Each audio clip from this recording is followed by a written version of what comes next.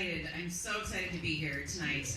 And it's awesome being back in Allston, too. This was the first neighborhood I lived in when I moved to Boston. My apartment was right over there. My room was kind of toward the back. So I had a door that went directly to the outside, which was an amazing safety feature, you know, in the event of an emergency, like a fire or a particularly humiliating walk of shame. So it was nice to have. And one morning, I woke up to the sound of just like water or something pouring on the floor, and it took me about 10 seconds to realize that some upstanding young Chad was pissing on the door directly into my bedroom. His lightly diluted Long Island iced tea spreading across the floor like I imagined he was spreading syphilis across the BU campus. So I did the only reasonable thing. I screamed like a banshee, jumped out of bed, leapt over the puddle of piss, and chased him, full of impotent rage, like Joe Coy's publicist or any woman in the patriarchy. Anyway, that was a long time ago. It's 2024, we just turned over a new year, and you know what they say, new year, new me. Fuck that. I just turned 43 years old on December 28th. On December 28th, right there in the taint between Christmas and New Year's. I am well into my Kohl's Cash era, and I have not been on the apps since they were the sites. So, I am fresh out of fucks. I have no desire to be a better version of myself. I just want to own the congealed trash monster I have become. So, I'm Nancy. I once tried to pay my weed dealer with a check. It did not go well.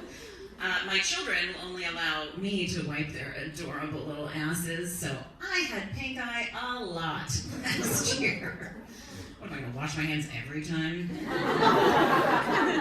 And just the other day, my 7-year-old asked me to stop singing along to the Wish soundtrack because I was ruining it. He was right, and I did it anyway. I don't know, being a parent is a little bit terrifying, and you know, not just because you are uniquely positioned to notice that the production value of YouTube Kids unboxing videos and mediocre porn is exactly the same.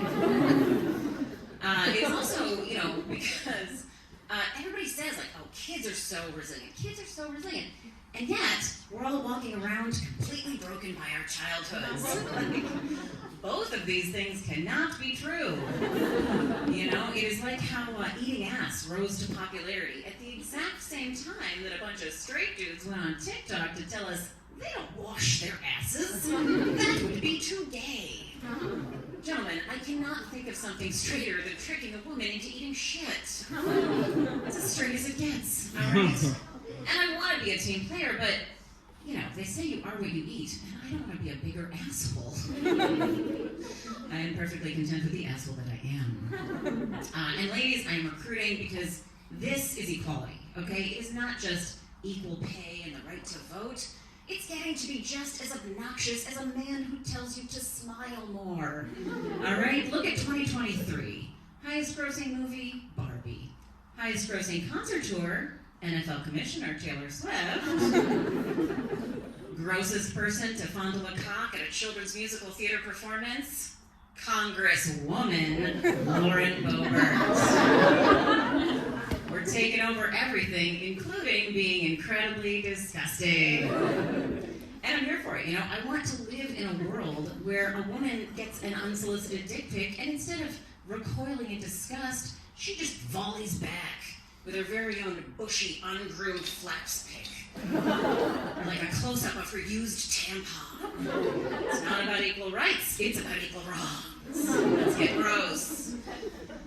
Speaking of gross, I have a crazy scar. It was the weirdest thing, you know, this woman in a mask just like cut me open and took a bunch of stuff out.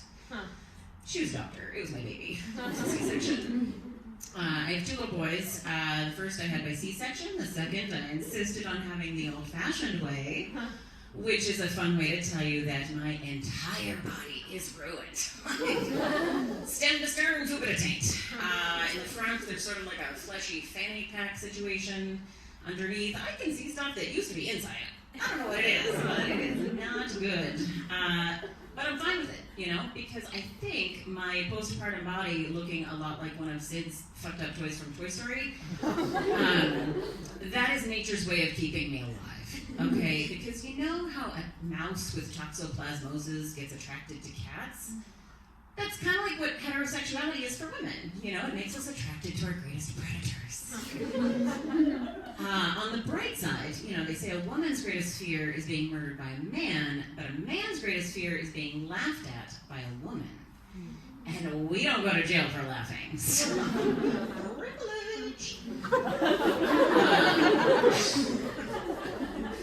I breastfed both my boys for 2 years apiece. So you know how your fingers look after a really long bath? That's my area looks like that all the time. Like it is permanent. But totally worth it, because after a lifetime of creeps catcalling, like, show us your tits, such a power move to finally pull them out in public and make everybody mad. Nobody wants to see that.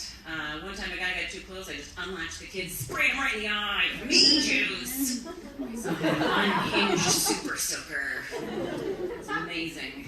And breastfeeding is kind of bonkers because when you're pregnant, your nipples do this cool thing where they turn dark purple so that the baby can find them with their shitty baby eyesight.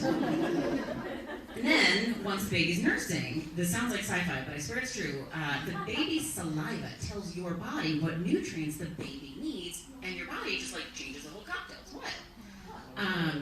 And I can't help but think, if only oral sex worked this way, the world would be full of generous lovers, right? Just think about it. You go down on a guy, and afterward, he's like, God, I think she needs emotional intimacy and some help with her student loans. Closets full of ink pads, all right? And then, he goes down on you, you might feel inspired to be like, God, I think he needs a blowjob. We'd all be walking away a lot more satisfied, is all I have to say. But shifting gears, I just learned something new. I don't know if everybody else knows this already, but did you guys know our girl, Eleanor Roosevelt, and her husband, FDR, were cousins? Yeah, and not distant cousins. When she was born, her name was already Eleanor Roosevelt. Which I think means there is an argument to be made that FDR was the first feminist man to take his wife's name that way. I love it. Her uncle, their uncle, President Teddy Roosevelt, was the one to officiate the marriage and to give the bride away.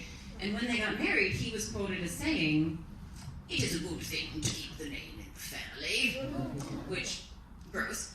But he's kind of got a point, nothing says family loyalty quite like railing somebody with your grandmother's smile. In every other respect, it was a perfectly normal marriage, In the beginning, Eleanor loved him very much, and every night he made sweet, sweet love to her assistant. He was nailing her social secretary, and Eleanor got very little family support. Their cousin Alice was known for inviting FDR and the side piece over for dinner parties, and she was quoted as saying, "Look, he's married to Eleanor. He deserves to have a good time." Edge, these are not sparkles. But in the end, Eleanor and FDR ended up having a very egalitarian open marriage. Over 30 years, Eleanor exchanged 3,500 love letters with a lady journalist named Lorena Hickok. She went by Hick, dropped the cock, surplus to requirements. And from what I've read, the press corps actually knew all about both of Eleanor and FDR's affairs and actively protected their secrets. And I love that fact because, man, if Donald Trump could read, he would be so jealous. All right, you guys have been amazing. Thank you so much. I'm Nancy Sanders.